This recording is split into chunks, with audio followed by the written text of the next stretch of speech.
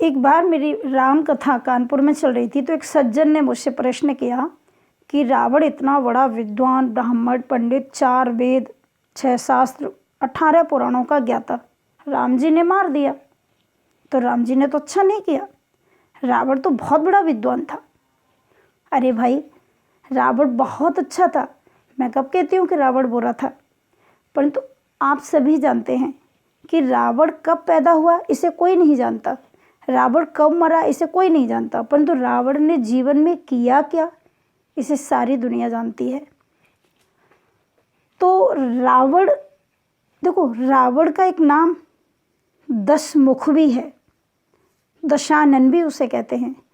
रावण तो उसका नाम इसलिए पड़ गया कि वो सारे संसार को रुलाता था, अधर्म करता, देवताओं को परेशान करता, ऋषि मुनियों का खून पी जाता था, ऋषि मुनियों के यज्ञ में आकर के विघ्न डाल देता, पूजा पाठ नहीं करने देता। तुलसीदास बाबा ने लिखा है, भ्रष्टाचारा भा संसारा धर्म सुने नहीं काना, तई बहुवित त्रासे देश निकासे, जो कहे वेद पुराना। जो वेद पुराण की कथा कहते हैं उसको देश से निकाल देता है, बाहर निकाल देता है। तो इतना अत्याचारी, इतना दुरात्मा रावण, और वह जब इस प्रकार से इतना उसने पाप किया तो इसको करते करते वह रावण, इसलिए उसका एक नाम पड़ा, सारे संसार को रुलाने के कारण उसको कहते हैं रावण। राव इति रावण, जो संसार को रुलाए वही रावण है। वैसे उसका एक असली नाम था 10 मुख, दशानन, जिसके हैं 10 आनन, यानी 10 मुख हैं जिसके। तो एक और विचित्र बात, जो लंका में रहता है वो है 10 मुख, और जो अयोध्या में रहते हैं वो हैं 10 रथ, और ये 10-10 दोनों के आगे लगा हुआ है। 10 रथ, 10 मुख, तो बस उधर रथ है उधर मुख है, बाकी 10-10 तो दोनों में है। लेकिन देखो कितना अंतर है कि 10 मुख का मतलब क्या है। बोले जिसने अपनी 10 इंद्रियों से भोग किया है, खाओ पियो मस्त रहो, खाया पिया सो गए, और 10 इंद्रियों से भोगा, भोगते भोगते भोगते भोगते पूरा समय नष्ट कर दिया, कभी भी भगवान का चिंतन नहीं किया, वो है 10 मुख। और जिसने अपनी 10 इंद्रियों को भगवान के चरणों में समर्पित कर दिया, आँख को भगवान का रूप देखने के लिए लगा दिया, कान को भगवान की कथा सुनने के लिए लगा दिया, जिह्वा को भगवान का गुणगान करने के लिए लगा दिया, यानी जिसने अपनी 10 इंद्रियों को रथ बनाया भगवान से मिलने के लिए। बड़ा सुंदर भजन है, कृष्ण गोविंद गोपाल गाते चलो। अपने भगवान का गुणगान, अपने भगवान का रूप का चिंतन, अपने भगवान की लीलाओं का चिंतन।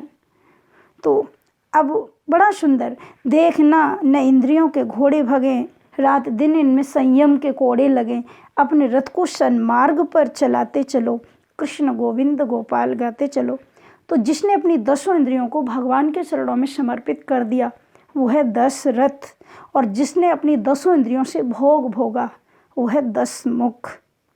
इसलिए जिसने 10 इंद्रियों से भोग भोगा उसकी दुर्गति हुई, और जिसने 10 इंद्रियों को भगवान के चरणों में लगा दिया उसको भगवान नारायण ने, स्वयं ब्रह्म ने अपना बाप बना लिया।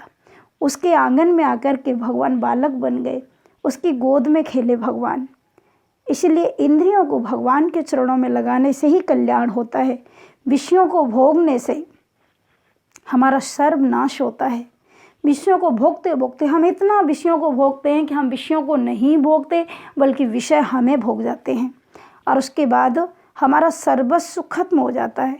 शरीर जर्जर होने के बाद बिल्कुल नष्ट हो जाता है, परंतु इन इंद्रियों से कभी तृप्ति नहीं होती, और जब तृप्ति हुई नहीं तो वैराग्य कैसे होगा। इसीलिए गीता में भी भगवान ने कहा कि इंद्रियाणी परांड्या हो इंद्रियेभ्यः परम मनः, मनसस्तु परा बुद्धिर्यो बुद्धेः परतस्तुषः। भगवान वाल्मीकि रामायण में भगवान कहते हैं, शक्रदेव प्रपन्नाय तवास्मीतिम सियाचते अव्ययम सर्वभूतेभ्यो ददाम्ये तद्व्रतम मम। जो मेरा बन जाता है मैं उसका बन जाता हूँ, और जो अपनी 10 इंद्रियों से मुझे भजता है मैं उसका दास बन जाता हूँ। तो सीधी सी बात, जिसने 10 इंद्रियों से भोग किया वो है 10 मुख। जिसने 10 इंद्रियों को भगवान के चरणों में जाने के लिए एक रथ बना लिया वो है 10 रथ।